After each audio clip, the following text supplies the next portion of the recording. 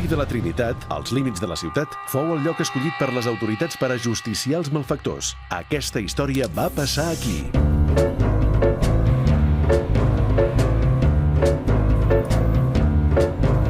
Estem al Pla de Palau, antigament conegut com a Pla de les Forques, però nosaltres avui volem anar a la Quinta Forca.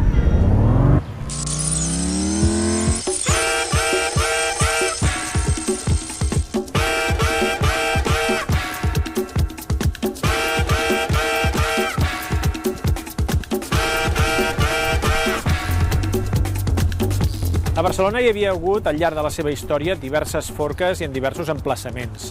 Però sí que és cert que hi havia hagut 4 punts amb forques estables, amb forques fixes. Una era el Pla de la Boqueria, una altra a Sant Antoni, una altra a la Creu Coberta, al límit fronterer entre Sants i Barcelona, i una altra al Pla de Palau, que també havia sigut coneguda amb el nom de Pla de les Forques, que era la via d'entrada a Barcelona per mar.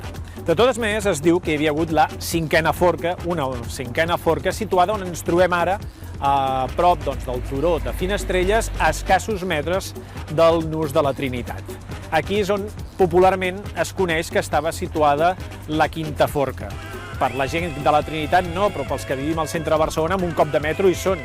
Per aquells barcelonins d'abans, això estava literalment a la Quinta Forca.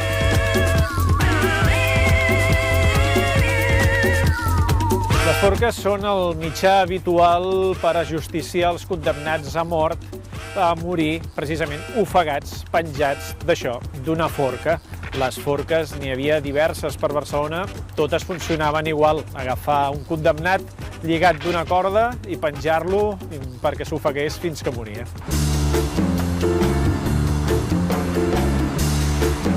Aquesta forca estava situada aquí perquè per aquí passava la via d'entrada que connectava el Vallès amb Barcelona. I precisament el turó de Finestrelles era una posició elevada des de la qual la forca podia ser vista des de qualsevol lloc. Les forques tenien diverses funcions. La més clara era la d'advertiment. A qualsevol que volgués entrar a Barcelona se l'avisava. Si venies amb males intencions, si ets un malfactor, si tens intencions criminals, la justícia t'agafarà, la llei et jutjarà i en el pitjor dels casos acabaràs com qualsevol de tots aquests que pengen.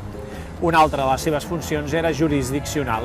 Es marcava la fita a partir de la qual s'entrava en territori del municipi barceloní.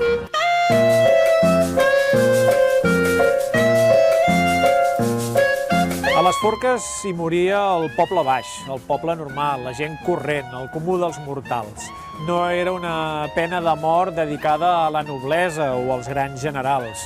El poble, quan enganxaven algun criminal per causa de sang, per causa d'extrema gravetat, la mort era a la forca. Era la mort més comuna que hi havia a Barcelona durant molts segles. Morir a la forca era com gairebé totes les execucions públiques a Barcelona, que eren això, eren públiques. Fins ben bé a mitjans del XIX ho van ser. Allà s'ajuntava la morbositat, el suposat aprenentatge, la justícia social entesa com a forma de repressió respecte al comportament contrari a la llei i, evidentment, l'exercici del poder per part dels que l'ostentaven.